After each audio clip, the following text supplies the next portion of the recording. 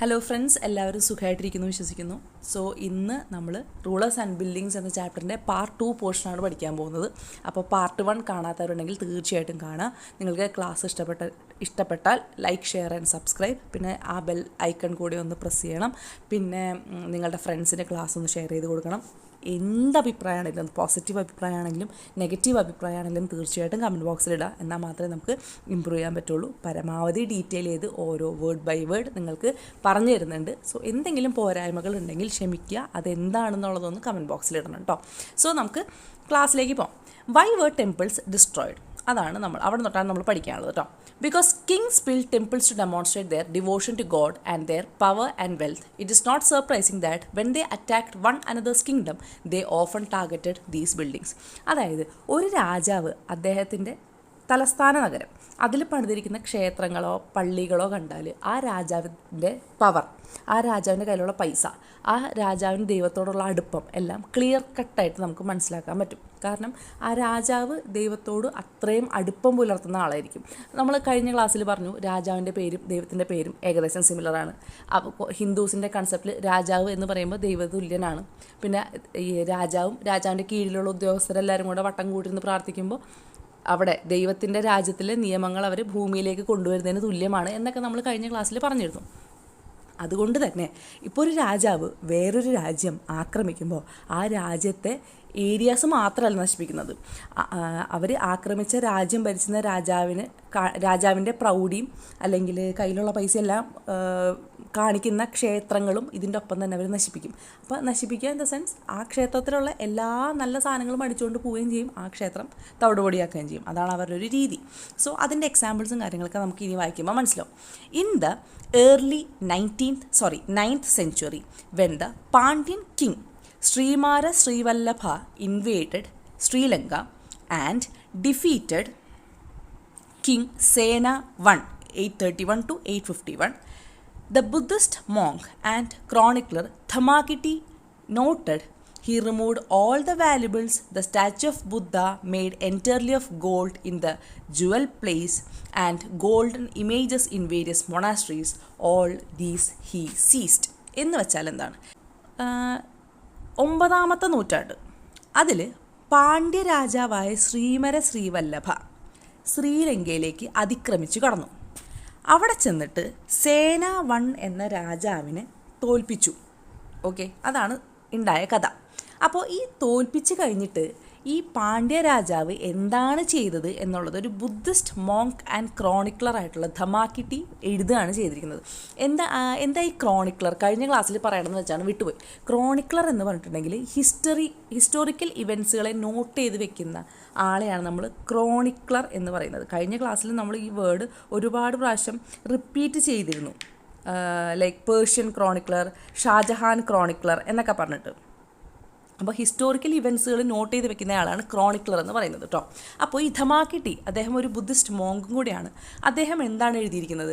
ഈ പറഞ്ഞ പാണ്ഡ്യ രാജാവ് ശ്രീലങ്കയിലകത്തോട്ട് പ്രവേശിച്ച് സേന 1 രാജാവിൻ്റെ എല്ലാ സംഭവങ്ങളും അത്യാവശ്യം അടിച്ചുകൊണ്ട് പോകുന്നു. പ്രത്യേകിച്ച് ഒരുവിധപ്പെട്ട എല്ലാ വാല്യുബിൾ ആയിട്ടുള്ള ഐറ്റംസ്. അതുപോലെ തന്നെ കൂടുതലും ഈ സിൻഹളാസ് എന്ന ശ്രീലങ്കയിലുള്ളവർ കൂടുതലും ബുദ്ധിസം പ്രാർത്ഥിക്കുന്നവരായിരിക്കും. അപ്പോൾ ബുദ്ധൻ്റെ സ്റ്റാച്യു, സ്വർണം കൊണ്ടുള്ള സ്റ്റാച്യു, അതുപോലെ സ്വർണത്തിൻ്റെ പല പല ഇമേജസ് ഇതെല്ലാം എടുത്തുകൊണ്ട് വന്നു. അപ്പോൾ ഈ ഒരു പാണ്ഡ്യ രാജാവ് അവരുടെ എന്താ പറയുക പ്രാർത്ഥനയ്ക്ക് ഉപയോഗിക്കുന്ന സാധനങ്ങൾ അവർ എടുത്തുകൊണ്ട് വരാനുള്ള കാരണം എന്താണ്?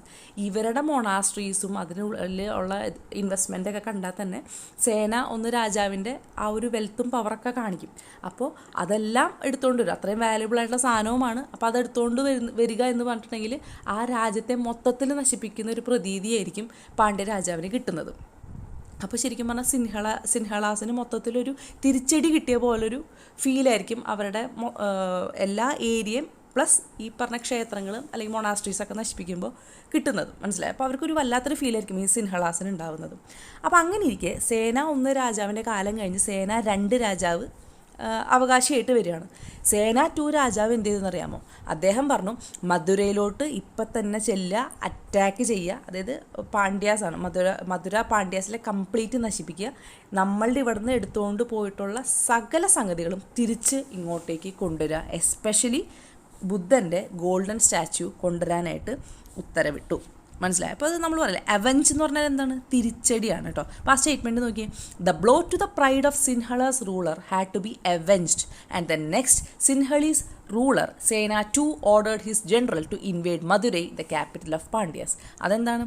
സിൻഹളാസിന് കിട്ടിയ ആ ഒരു തിരിച്ചടി അല്ലെങ്കിൽ ആ ഒരു അഭിമാനക്ഷതം കാരണം സേന 2 രാജാവ് എന്ത് ചെയ്തു? അവർ പറഞ്ഞു പാണ്ഡ്യാസിൻ്റെ ക്യാപിറ്റലായിട്ടുള്ള മധുരയിൽ സകലതും തല്ലിപ്പൊളിക്കുക, എന്നിട്ട് നമ്മളുടെ ഇവിടെ നിന്ന് എടുത്തുകൊണ്ട് പോയി എന്തൊക്കെ സാധനങ്ങളുണ്ടോ അതെല്ലാം ഇങ്ങോട്ട് തിരിച്ചു കൊണ്ടുവരാൻ പറഞ്ഞു. Okay. The Buddhist chronicler noted the expedition made a special effort to find and restore golden statues of the Buddha. അപ്പോൾ ബുദ്ധൻ്റെ സ്വർണ്ണവിഗ്രഹം വരെ തിരിച്ചുകൊണ്ട് വരാൻ ആര് പറഞ്ഞു? നമ്മളുടെ സേന 2 രാജാവ് അദ്ദേഹത്തിൻ്റെ പടയാളികളോടൊക്കെ പറഞ്ഞു. Okay. Similarly in early 11th century, അപ്പോൾ 11ാം നൂറ്റാണ്ട് കേട്ടോ, വേറൊരു example. When the Chola king Rajendra one build A Shiva temple in his capital, he filled it with priced statues ceased from defeated rulers. അതുപോലെ തന്നെ ചോളരാജാവായ രാജേന്ദ്ര ഒന്നാമൻ ഒരു ശിവക്ഷേത്രം പണിതു. അപ്പോൾ അദ്ദേഹം ആ ക്ഷേത്രത്തിനുള്ളിൽ മറ്റ് സ്ഥലങ്ങളിൽ നിന്ന് അടിച്ചുകൊണ്ട് വന്നത്, അതായത് അദ്ദേഹം തോൽപ്പിച്ച രാജ്യങ്ങളിൽ നിന്നും അടിച്ചുകൊണ്ട് വന്നിരിക്കുന്ന സാധനങ്ങളെല്ലാം ഈ ക്ഷേത്രത്തിനുള്ളിൽ വെച്ചിട്ടൊക്കെ ഇതിനെ അലങ്കരിച്ചു. അപ്പോൾ എന്തൊക്കെ സാധനങ്ങളാണ്? A sun pedestal from Chalukyas, a Ganesha statue, പിന്നെ several statues of Durga, a Nandi statue from eastern Chalukyas, an image of Bhairava, it's a form of Shiva, and Bhairavi from the Kalingas of Orissa, and a Kali statue from the Palas of Bengal. അപ്പോൾ ഇത്രയും സംഭവങ്ങൾ അവർ അടിച്ചുകൊണ്ട് ഇങ്ങോട്ടേക്ക് വന്നു. Okay. അപ്പോൾ ആ എടുത്തുകൊണ്ട് വന്ന സാധനങ്ങളെല്ലാം രാജേന്ദ്ര ഒന്നാമൻ പണിത ശിവക്ഷേത്രത്തിനുള്ളിലാണ് വെച്ചത്. Okay. Sultan Mahmud of Ghazni was a contemporary of Rajendra one. അതായത് രാജേന്ദ്ര ഒന്നാമൻ ഭരിച്ചിരുന്ന അതേ സമയത്തുള്ള ഒരു രാജാവാണ് സുൽത്താൻ മഹ്മൂദ് എന്ന് പറയുന്നത്. അദ്ദേഹം അത്ര ഫേമസ് ആയിട്ടുള്ള രാജാവൊന്നും അല്ല, എന്നാൽ തന്നെയും അദ്ദേഹവും അതിൻ്റെ ചുറ്റുവട്ടത്തുള്ള രാജ്യങ്ങളെയൊക്കെ ആക്രമിച്ച് ഈ സ്വന്തം ഏരിയ കൂട്ടാനുള്ള പരിപാടികൾ നടത്തിക്കൊണ്ടിരിക്കുകയാണ്. അപ്പോൾ ഈ അറ്റാക്ക് ചെയ്യുന്നതിൻ്റെ ഒപ്പം തന്നെ ഇവരെന്ത് ചെയ്യും? ഈ ക്ഷേത്രങ്ങളും അറ്റാക്ക് ചെയ്യും. അപ്പോൾ ക്ഷേത്രങ്ങൾ അറ്റാക്ക് ചെയ്ത് ക്ഷേത്രങ്ങളിൽ ഒരുപാട് വാല്യുബിൾ ആയിട്ടുള്ള സാധനങ്ങളുണ്ടാവും. പിന്നെ ഈ ക്ഷേത്രങ്ങൾ നശിപ്പിച്ചു കഴിയുമ്പോൾ ഇവർക്കൊരു പ്രത്യേക സമാധാനം. ക്ഷേത്രങ്ങൾ മാത്രമല്ല കേട്ടോ, മറ്റ് പ്രാർത്ഥനാലയങ്ങൾ നശിപ്പിച്ചു കഴിയുമ്പോൾ ഇവർക്കൊരു പ്രത്യേക സന്തോഷമാണ്. കാരണം ആ രാജ്യത്തിന് മൊത്തത്തിൽ തകർത്തൊരു പ്രതീതിയാണ്, ഞാൻ നേരത്തെ പറഞ്ഞില്ലേ അതുപോലെ. അപ്പോൾ അദ്ദേഹം എന്ത് ചെയ്തു? Sultan Mahmud was not a very important ruler that, വലിയ മെയിൻ ആളൊന്നും അല്ല, ബട്ട് ആൾ സോമനാഥ ക്ഷേത്രം വല്ലാതെ നശിപ്പിച്ചു. അപ്പോൾ സോമനാഥ ക്ഷേത്രം നശിപ്പിച്ചു കഴിഞ്ഞപ്പോൾ ആൾക്ക് ഇസ്ലാമിലെ തന്നെ ഒരു ഹീറോ ആയിട്ടുള്ളൊരു ഫീലിംഗ് ഒക്കെ തോന്നിയിരുന്നു. ഓക്കെ.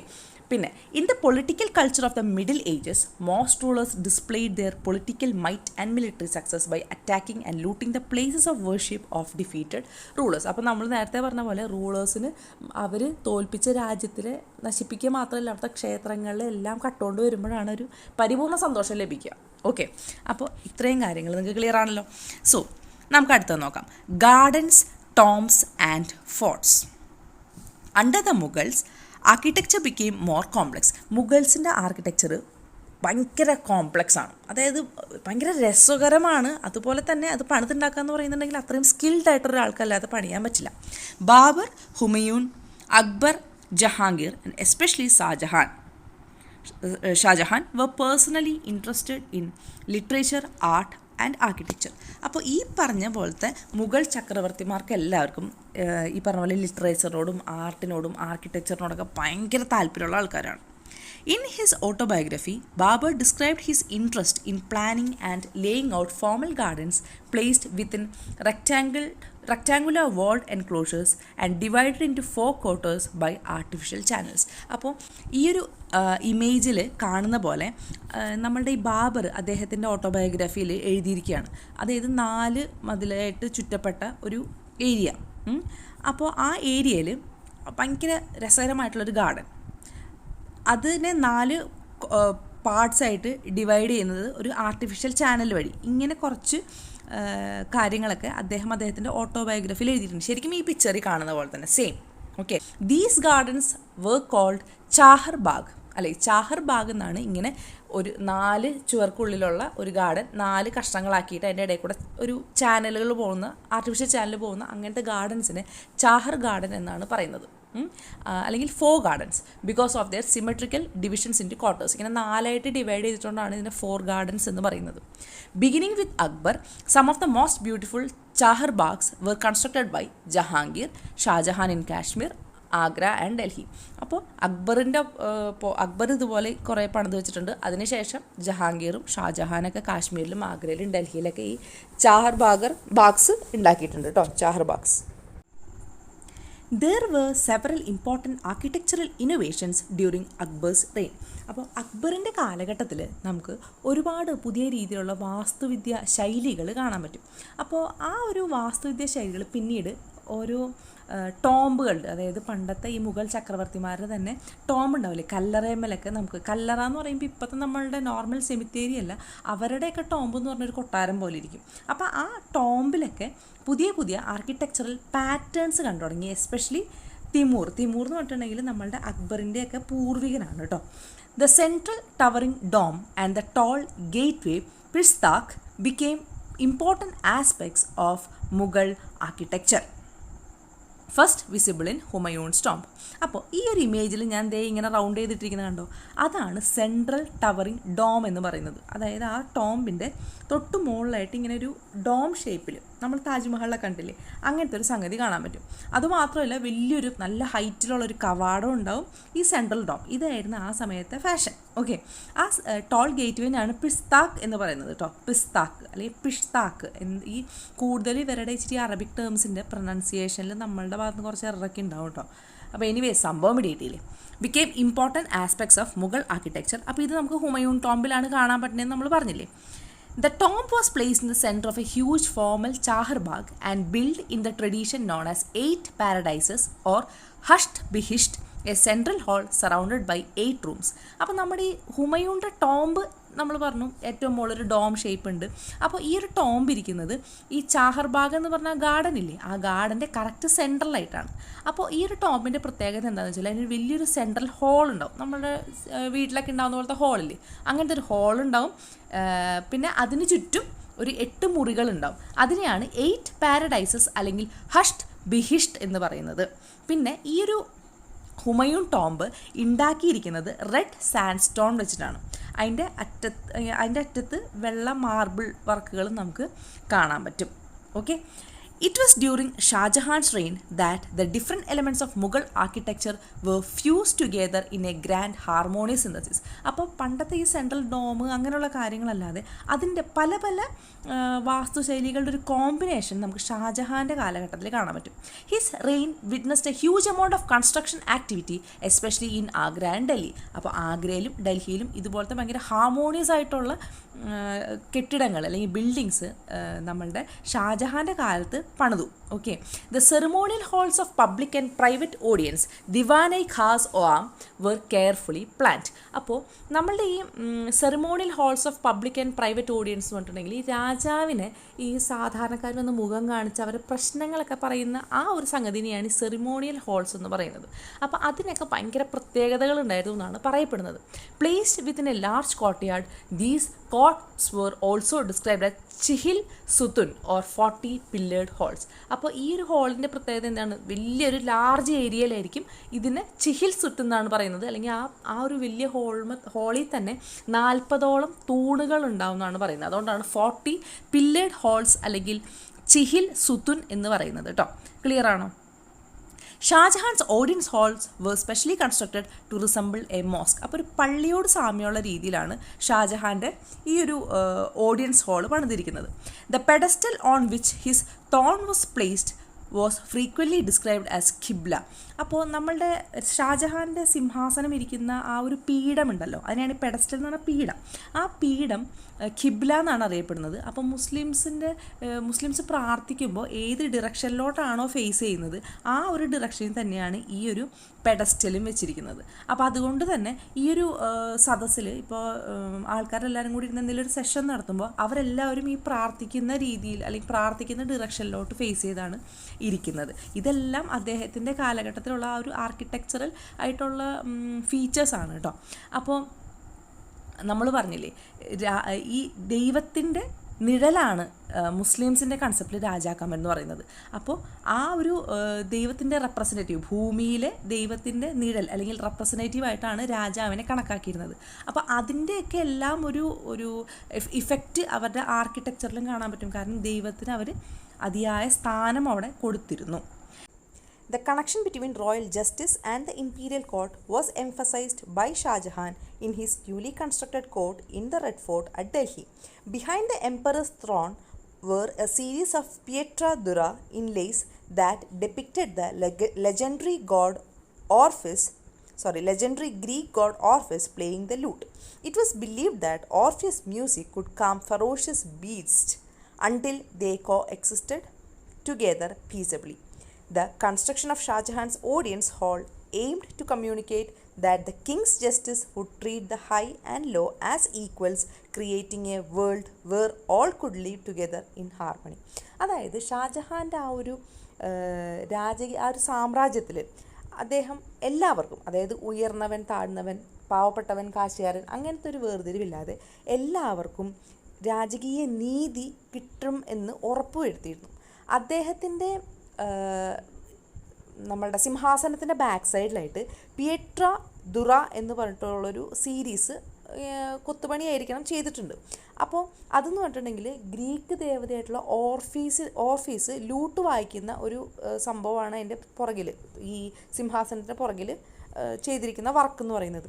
അപ്പോൾ അവരുടെ ഗ്രീക്ക് വിശ്വാസം അനുസരിച്ച് ഓർഫീസിൻ്റെ ലൂട്ട് വായിക്കുന്ന ആ ഒരു മ്യൂസിക് വെച്ചിട്ട് എത്ര ഭീകരനായിട്ടുള്ളൊരു എന്താ പറയുക, ഒരു മൃഗത്തിനെ ആണെങ്കിൽ പോലും ശാന്തനാക്കാൻ പറ്റുമെന്നാണ് പറയുന്നത്. ഓക്കെ, അപ്പോൾ പിയട്ര ദുറ എന്ന് പറയുന്ന coloured hard stones placed in depressions carved into marble or sandstone creating ornate patterns. അപ്പോൾ പിയട്ര ദുറ എന്ന് പറഞ്ഞിട്ടുണ്ടെങ്കിൽ കളർഫുൾ ആയിട്ടുള്ള കല്ലുകൾ നമ്മുടെ ഈ മാർബിളിനുള്ളൊക്കെ ഇങ്ങനെ ചെറിയ കുഞ്ഞു കുഞ്ഞു കുഴികൾ ഉണ്ടാക്കിയിട്ട് ഈ കളർ കല്ലുകൾ അതിനകത്ത് ഒട്ടിച്ച് വെക്കുന്നതിനെയാണ് ഈ പിയട്ര ദുറ എന്ന് പറയുന്നത് കേട്ടോ.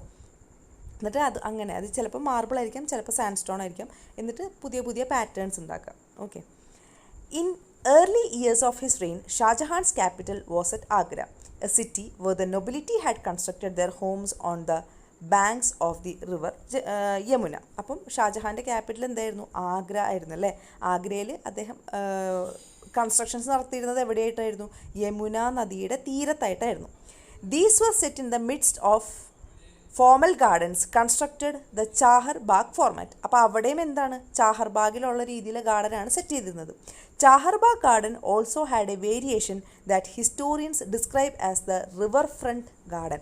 അതായത് നമ്മൾ പണ്ട് നമ്മുടെ നേരത്തെ പറഞ്ഞ പോലത്തെ ഒരു char bagh garden somewhat same model തന്നെ, പക്ഷേ വ്യത്യാസം എന്താണെന്ന് വെച്ചാൽ ഈ ചാഹർ ബാഗ് ഗാർഡൻ നിൽക്കുന്നത് ഒരു നദീമുഖത്തോട് ചേർന്നിട്ടാണ്.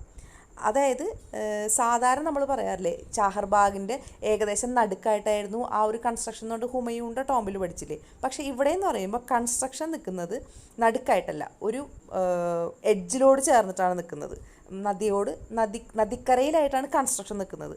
കഴിഞ്ഞതിലൊക്കെ നമ്മൾ ഹുമയൂൺ ടോംബ് പഠിച്ചപ്പോൾ പറഞ്ഞു ചാഹർബാഗ് എന്ന് പറയുന്ന രീതിയിലുള്ള ഗാർഡൻ വെച്ചിട്ട് അതിൻ്റെ നടുക്കാണ് ഹുമയൂൺ ടോംബ് എന്നാണ് പറഞ്ഞത്. പക്ഷേ ഷാജഹാൻ്റെ കാലഘട്ടമായപ്പോഴത്തേക്കിനും അതിൽ ചെറിയ മാറ്റങ്ങൾ വന്നിട്ട് എല്ലാ ബിൽഡിങ്സും നദീനെ ഫേസ് ചെയ്തിട്ട് അല്ലെങ്കിൽ നദിക്കരയോട് ചേർന്നിട്ടായിരുന്നു. ഒന്നും ഈ ചാഹർബാഗ് എന്ന് പറഞ്ഞ ഗാർഡൻ്റെ നടുക്കായിട്ടായിരുന്നില്ല പണിതിരുന്നത്. അതായത് ഓരോ കാലം കഴിയുമ്പോൾ ഓരോ പാറ്റേൺസ്, അത്രേ ഉള്ളൂ. Shah Jahan adapted the riverfront garden in the layout of Taj Mahal, the grandest architectural accomplishment of his reign. അപ്പോൾ ഷാജഹാൻ്റെ കാലത്തെ ഏറ്റവും ബ്യൂട്ടിഫുൾ ആയിട്ടുള്ള ഒരു പീസാണ് എന്ത്?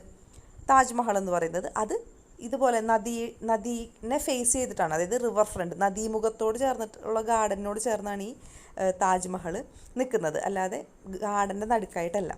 Here the white marble mausoleum was placed on a terrace by the edge of the river and the garden was to its south. അപ്പോൾ ഈ ഒരു താജ്മഹലിൻ്റെ സൗത്ത് സൈഡിലായിട്ടാണ് ഈ ഗാർഡനും നമ്മുടെ യമുനയൊക്കെ നിൽക്കുന്നത്. ആ ഒരു രീതിയിലത്തെ പാറ്റേൺ ആണ് കാണിച്ചിരിക്കുന്നത്. ഈ താജ്മഹലിൻ്റെ വർക്ക് കംപ്ലീറ്റ് ചെയ്തത് 1643 ആണെന്ന് പറഞ്ഞിട്ട് ഫിഗറിൻ്റെ സൈഡിൽ എഴുതിയിട്ടുണ്ട്. ആ വർഷം നോക്കിയിട്ട് പോകണം കേട്ടോ. Shah Jahan develop this architectural form as a means to control the access that nobles had to the river. അപ്പോൾ നമ്മൾ നേരത്തെ പറഞ്ഞ പോലെ ഈ ചാഹർബാഗ് പാറ്റേണിൻ്റെ ഒരു എഡ്ജിനോട് ചേർന്ന് നമ്മുടെ നദിയോട് ചേർന്ന് ഒരു എഡ്ജിലായിട്ടായിരിക്കും, അതൊരു സൈഡിലായിട്ടായിരിക്കും ഈ മിക്ക മോണിമെൻറ്റ്സും നമ്മുടെ ഷാജഹാൻ പണിതിരിക്കുന്നതെന്ന് പറഞ്ഞു. അത് മെയിൻലി അങ്ങനെ പണിയാനുള്ള കാര്യം എന്താണെന്ന് വെച്ചാൽ പ്രഭുക്കന്മാർക്ക് മാത്രമേ ആ റിവറായിട്ടൊരു എന്താ പറയുക കണക്ഷനുള്ളൂ, അതായത് അവർക്ക് മാത്രമേ അത് ഉപയോഗിക്കാൻ പറ്റുള്ളൂ എന്നുള്ള രീതിയിലാണ്. അതായത് പ്രഭുക്കന്മാർക്ക് മാത്രമേ അത് ആക്സസ് ചെയ്യാൻ പറ്റുള്ളൂ. അപ്പോൾ അതിൻ്റെ വേറൊരു എക്സാമ്പിൾ പറയുന്നത്, in the new city of Shahjahanabad that he constructed in Delhi the imperial palace commanded the river front. പിന്നീടുള്ളൊരു അദ്ദേഹത്തിൻ്റെ കൺസ്ട്രക്ഷൻ തന്നെയാണ് പുതിയൊരു സിറ്റിയായ ഷാജഹാനാബാദിൽ ഒരു കൊട്ടാരം പണിതു. അതും ഇതുപോലെ തന്നെ റിവർ ഫ്രണ്ടാണ്, മറ്റേ ഗാർഡനെ നടുക്ക് വെച്ചിട്ടില്ല. അപ്പോൾ അദ്ദേഹം പറയുന്നത് ആ നദി എന്ന് പറയുന്നത് പ്രഭുക്കന്മാർക്കുള്ളതാണ്. അപ്പോൾ അദ്ദേഹത്തിൻ്റെ വളരെ പ്രിയപ്പെട്ട ഇപ്പോൾ മൂത്ത മകൻ Dara Shikoh given access to the river. അപ്പോൾ ഈ ധാരയ്ക്ക് മാത്രം, മൂത്ത മകനായ ധാരയ്ക്കാണ് ആ നദിയുടെ മുകളിലുള്ള അവകാശം. അപ്പോൾ ബാക്കിയുള്ളവർ, അതായത് ബാക്കി എല്ലാ ആൾക്കാരും അവരുടെ വീടുകൾ ഈ പറഞ്ഞ യമുന നദിയിൽ നിന്ന് ദൂരെ മാറ്റി വേണം പണിയാനായിട്ട്. അപ്പോൾ അങ്ങനെ ഒരു കൺസെപ്റ്റും കൂടെ ഈ പറഞ്ഞ നദിയോട് ചേർത്ത് കെട്ടിടങ്ങൾ പണിയുന്നതിൽ ഷാജഹാൻ അങ്ങനെ ഒരു കണ്ണും കൂടി ഉണ്ട് കേട്ടോ. നിങ്ങൾക്ക് ഇച്ചിരി കോംപ്ലിക്കേറ്റഡ് ആയിട്ട് ഫീൽ ചെയ്തോ? എന്തെങ്കിലും സംശയം ഉണ്ടെങ്കിൽ കമൻറ്റിലൂടെ ചോദിക്കാം കേട്ടോ, പറഞ്ഞുതരാം. As construction actively increased between the 8th and the 18th century, there was also a considerable sharing of ideas across the region. The traditions of one region were adopted by another. അപ്പോൾ നമ്മളാണെങ്കിലും ഇപ്പോൾ സാധാരണ ഇതിലൊരു വീട് വെക്കുകയാണെന്നുണ്ടെങ്കിൽ നമ്മൾ ആദ്യം എന്താ ചെയ്യുക, പുതിയ വീടുകൾ പോയി കാണും, അല്ലെങ്കിൽ നമ്മൾ ഓൺലൈൻ പോയിട്ട് കുറേ പുതിയ പാറ്റേൺസ് ഒക്കെ നോക്കും. എന്നിട്ട് പല ഐഡിയാസും നമ്മളുടെ കയ്യിലുള്ള ഐഡിയാസ് എല്ലാം കൂടെ ക്ലബ് ചെയ്തിട്ടായിരിക്കും നമ്മൾ വീട് പണിയുന്നത്.